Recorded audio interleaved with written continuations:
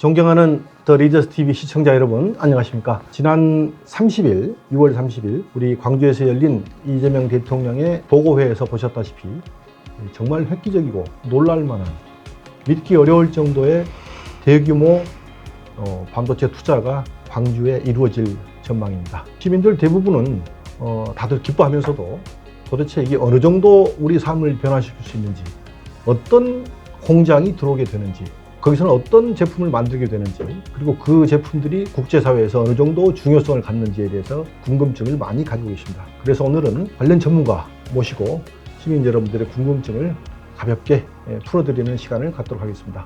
제 옆에 모셨습니다. 인사드리겠습니다. 우리 노성동 교수님이십니다. 안녕하십니까. 네. 노 교수님께서는 한국폴리텍대학 광주 캠퍼스에서 우수한 반도체 관련 기술 인력들을 양성해 내시는 중책을 맡고 계신 교수님이십니다. 교수님 반갑습니다. 반갑습니다. 네. 우선 도대체 이번에 대통령께서 발표하신 삼성과 SK하이닉스 그리고 엠코테크놀로지도 일부 포함된다마는 800조 원이 넘는 어마어마한 투자. 이게 도대체 얼마나 큰 투자이며 이게 도대체 어느 정도 중요성을 갖는 것인지 궁금합니다. 800조 저도 정말 너무 큰 것이어서 정말 뭐라고 말씀을 드리기가 좀 그런데, 일단은 우리 반도체에 관련한 것들은 돈이 어마어마하게 투자되는 건 맞습니다. 초기 투자 맞습니다. 예. 네. 지금 현재 우리나라에는 총 19기가 동작이 되고 지금 만들어지고 있고, 거기다가 이번에 이제 광주에다가 4기를 더 해서 23기를 더 만든다고 합니다. 여기에서 기라는 의미가 우리가 흔히 말하는 이제 그 반도체를 완성하게 만드는 제품을 의미하는 거거든요. 그래서 우리 광주에도 4기가 온다라는 거는 이 팹 공정을 의미하는 겁니다. 팹. 예. FAB를 줄여서 팹 그렇게 부르는데, 예. 원래는 그게 라틴어 원 파브리카, 예. 동사로는 파브리카레, 예. 여기서 나온 단어죠. 예. 퍼블리케이션, 예. 패블리케이션 플랜트, 예. 그냥 줄여서 팹 이렇게 부르는 거죠. 그러니까 한 기가 한 팹이 되는 거죠. 예. 그리고 말씀하신 대로 한 팹에서는 완제품이 나오는. 예, 네. 맞습니다. 그 완제품 다음에 나오는 것이 이제 후공정이라고 해서 패키징 관련된 건데, 원래는 이제 충청권에나 이제 수도권에가 있는 것이 팩 공정이 다 있습니다. 네. 있어서 우리가 요 광주에는 이제 엠코 코리아라는 이제 후공정 업체가 있어서 후공정이 내려올 거라고 이렇게 생각을 했는데, 이제 팩 공정이 이렇게 내려온다고 해서 네. 굉장히 놀랐습니다. 후공정은 어찌 보면 팹에 비하면은 좀 부수적인 것이죠. 그렇죠. 네네. 거기다가 공장 세우는 것도 한 절반밖에 안 되고, 사이즈가. 예. 네. 그 다음에 들어가는 돈도 절반밖에 안 되고, 네네. 이러거든요. 그래서 4기가 들어오다 보니까 800조라는 말이 이렇게 투자를 한다고 합니다. 원래는 이제 한 기가 보통 한 60조에서 한 150조 정도 들어간다고 하거든요. 그래서 우리가 최소로 60조를 한다고 하면 4, 6, 24, 240조인데 어떻게 800조냐? 그거는 곧 여러 용수나 전력 관련된 것까지 다 합쳐가지고 투자를 하지 않을까. 조성 비용. 예. 그렇게 생각을 하고 있습니다. 지금 현재 우리가 봤을 때 충청권 같은 경우는 약 한 200조 원이 더 투자가 될 예정이고요. 그 다음에 수도권에는 삼성만 해서 1600조. 기흥, 평택, 화성이라는 곳에 1600조가 더 투자가 될 예정이고요. 그 다음에 용인 같은 경우가 삼성하고 SK를 합쳐서 한 1000조. 그 용인 클러스터를 말씀하는 거죠. 예, 맞습니다. 이렇게 해서 총 23기가 이제 앞으로 더 이제 만들어지고 운영이 될 거라 이렇게 예상을 하고 있습니다. 네. 만약에 이게 완성이 된다면 말씀이죠, 교수님. 예. 광주에서 생산되는 이 한국의 첨단 반도체가 세계 반도체 산업에서 차지하게 될 어떤 위치나 중요성, 이건 어느 정도일까요? 예. 지금 현재 광주에 들어오는 반도체 공장은 삼성과 SK에서 말을 하는데, 우리가 흔히 요즘 막 핫한 뭐 HBM이라고 해가지고 엔비디아에서 꼭 필요한 GPU에 필요한 메모리 HBM을 생산한다 라고 해가지고 뭐 삼성하고 SK에서 세계에서 뭐 1등이니 2등이니 이렇게 이야기를 하고 있는데, 우리 광주에는 내려오는 게 HBM은 아닙니다. 이미 충청권에가 HBM 생산 공장이 들어서 있어서 우리 광주에는 아마 D램, 예. 즉 HBM의 어떤 기초적인 메모리죠. D램도. 그래서 D램 쪽인데 D램에서도 아주 초고속 D램으로 신규 차세대 D램을 만들 거라고 예상을 하고 있습니다. 이 D램 자체가 웨이퍼 생성에서부터서 완성품까지 만든다라는 것이 광주가 어떻게 보면 글로벌의 어떤 심장 역할을 하지 않을까라고 예상을 하고 있습니다. 그리고 최대 공급 기지가 되지 않을까라고 생각을 합니다. 우리가 통상 대만의 TSMC가 그때 세계 챔피언인 줄 알고 있었는데 이미 그 단계는 지났죠. 우리나라 삼성과 SK 하이닉스도 대단한 생산 능력을 보이고 있죠. 이거는 이제 좀 다른 이야기죠. TSMC 같은 경우는 거기는 이제 파운드리 회사라고 해가지고 설계해 준 것을 이렇게 칩을 만들어주는 회사고 우리나라의 삼성과 SK 같은 경우는 자체적으로 메모리를 만드는 회사입니다. 그래서 메모리라는 것은 어느 누구나 다 사용할 수 있는 그런 것이고 TSMC 같은 경우는 특히 애플에서 많은 것이 요청에 의해서 만들어지고 있는 거죠. 네, 시민 여러분, 시청자 여러분께서 들으시기에 전문적인 용어들이 나오기 시작합니다. HBM 얘기가 나왔고 D램 얘기가 나왔는데요. 기초적인 반도체는 어떻게 만들어진가를 좀 설명해 주실까요? 예. 반도체는 이제 실리콘이라는, 즉 모래에서 추출하는 실리콘이 있는데 거기에서 실리콘을 녹여가지고 우리가 웨이퍼를 만듭니다. 웨이퍼를 보면은 이렇게 생겼거든요. 이게 이제 4인치 웨이퍼인데 이게 이제 최대 지금 현재 12인치 짜리까지 이렇게 해서 만들어지고 뉴스 있습니다. 화면에 가끔 보는 더 직경이 큰 직경 4인치에서 이게 4인치 이제 웨이퍼라고 하는데 여기 좀 자세히 보시면은 여기 그 그림 같은 게 이렇게 되어져 있거든요. 보이시나요? 이 그림 같은 것이 이제 패턴이라고 생각을 하시면 됩니다. 이 패턴이라는 것이 우리가 흔히 전기줄이라고 생각을 하시면 됩니다. 전기가 흐르는 곳, 그런 것을 이렇게 설계를 합니다. 설계를 해서 여기에다가 EUV라는 그 네덜란드 회사에서 만들어진 노광 장비라고 하거든요. 그래서 노광 장비에 의해서 이게 사진처럼 팍 박힙니다. 그 공정이 지나면. 그래가지고 그거를 이제 전기가 통하게 이렇게 만든 다음에 이거를 하나하나 이렇게 쪼갭니다. 쪼개가지고 저기 패키징을 하죠. 그래서 이렇게 보시면 이렇게 까맣게 몰딩을 합니다. 몰딩. 이런 걸 몰딩하죠. 그래서 여 안에 보시면은 여기에서 방금 말한 패턴의 그림이 여기 들어가 있죠. 예. 여기에는 주로 이제 캐파시터나 그다음에 트랜지스터 같은 경우로 이렇게 들어가게 되는데 우리가 흔히 트랜지스터라는 거는 여러분들이 아마 들어보셨지 않았을까 생각을 합니다. 네, 7, 80년대 80년대 우리가 흔히 아날로그 전자시대를 주름잡았던 핵심 부품이죠. 그렇죠. 그것이 수억 개가 이렇게 들어가게 되는 거죠. 이 작은 면적에. 그래서 그 트랜지스터라는 것이 그래서 전기를 증폭하거나 전기를 온오프하게 만드는 기능을 가지고 있거든요. 메모리라는 것을 가지고 만드는 게 되는 거죠.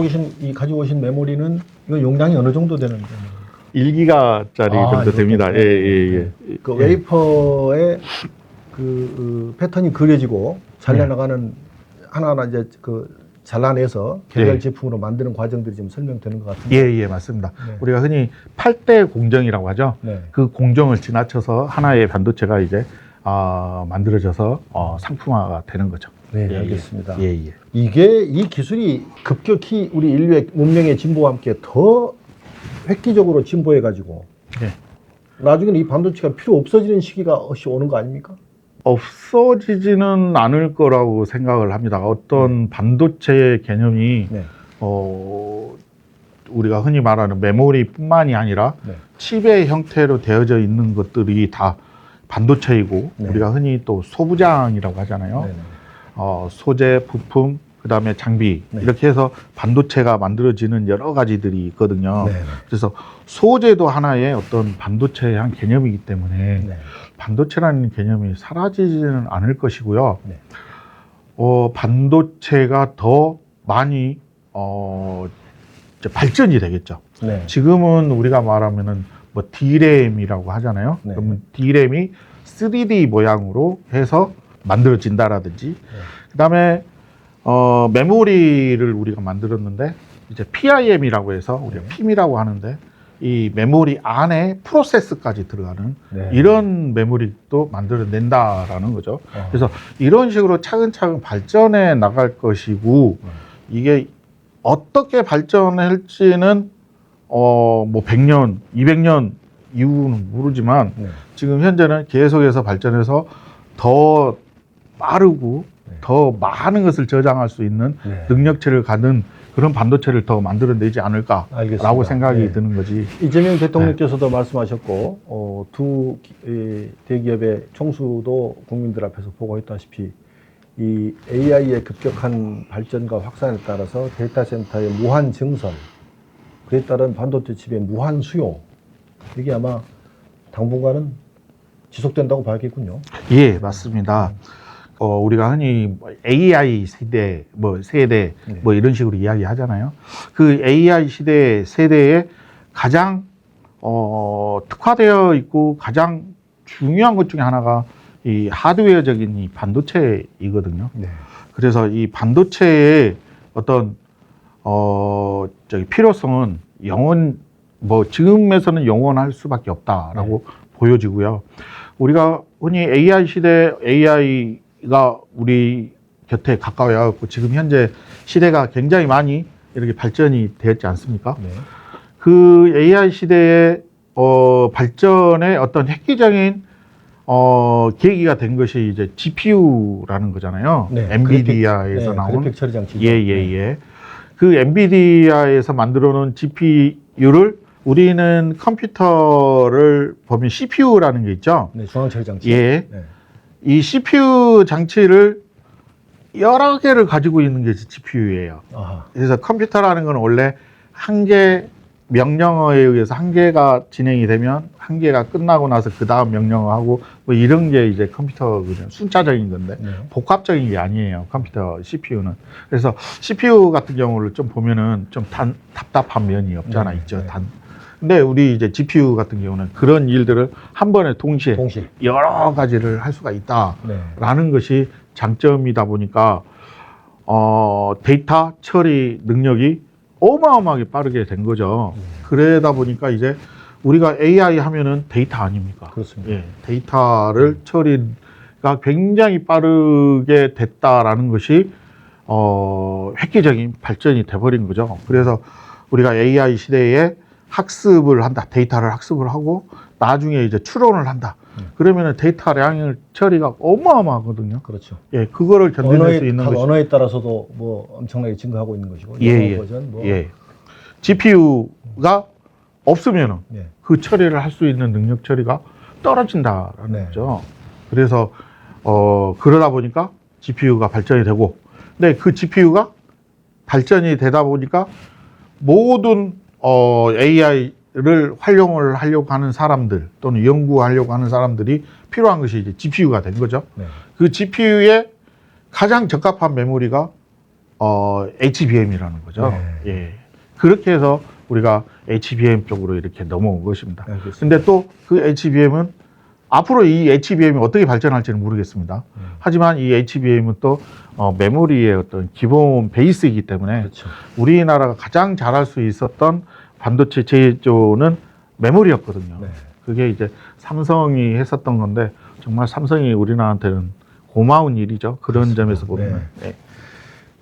우리가 지금 구체적인 장소는 확정되지 않았습니다만은 광주 일환, 이번에 통합 우리 광주 특별시의 어느 곳인가에 삼성과 SK하이닉스의 멋진 그 패브리케이션 플랜트, 팹들이 지어질 텐데, 대통령께서는 임기 내에 이걸 완결을 보겠다고 말씀하시는데 상당수 전문가들은 뭐 7년, 10년 뭐 이렇게 멀리 보시는 분들이 있어요.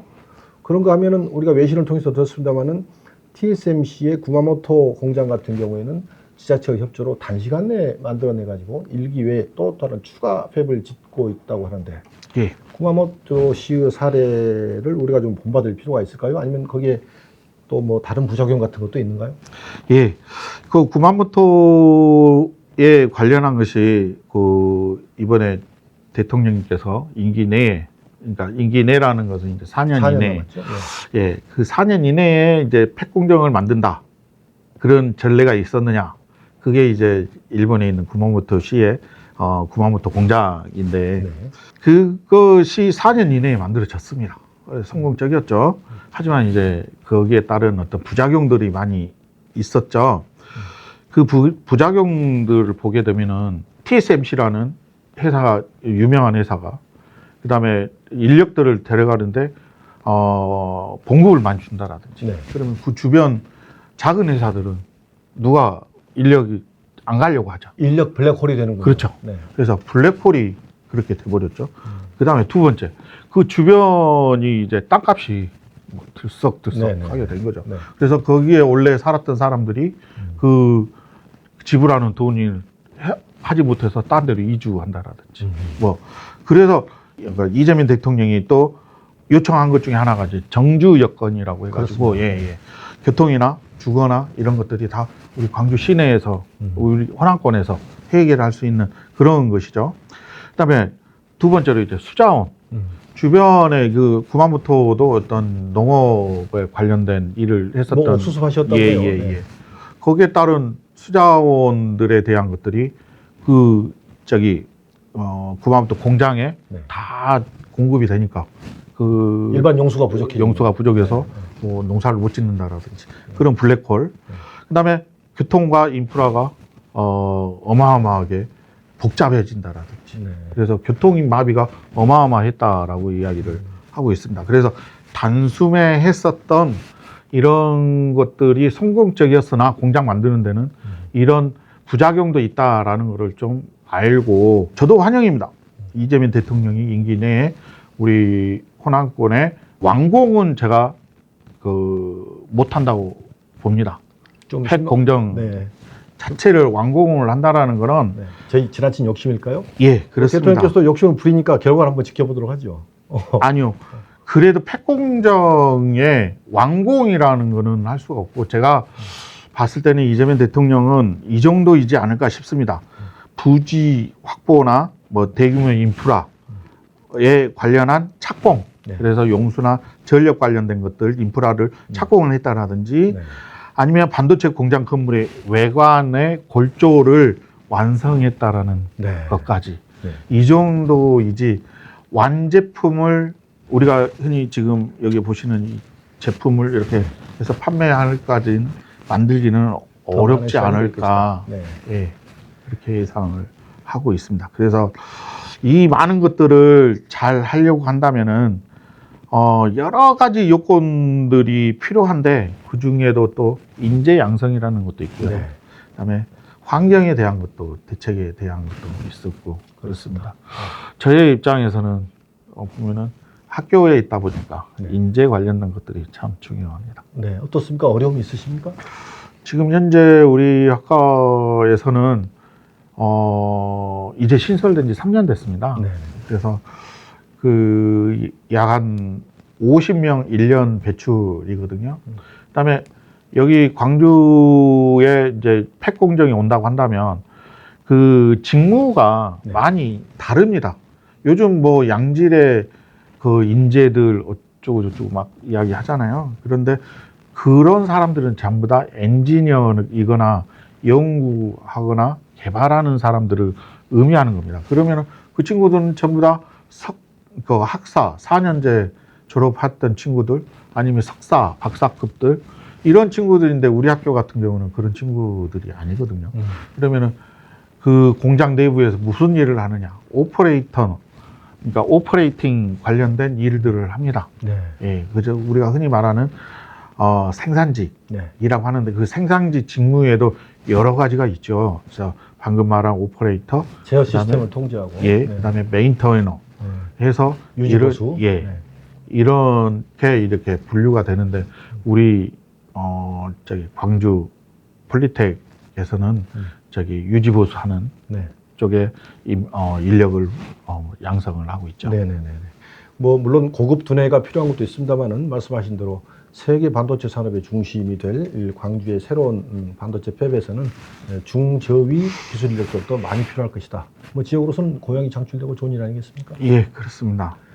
더 리더스 TV 시청자 여러분 어떻게 보셨습니까? 오늘 전문가인 노성동 교수님 모시고 광주에 들어설 정말 꿈에 부풀게 하는 삼성과 SK하이닉스의 800조짜리 대규모 프로젝트 반도체 공장이 신설되는 미래에 대해서 우리가 진단해 봤습니다. 앞으로도 더욱 재밌고 유익한 내용으로 우리 시청자 여러분들을 만나 뵙겠습니다. 오늘 말씀 나주신 노 교수님 감사합니다. 감사합니다. 네.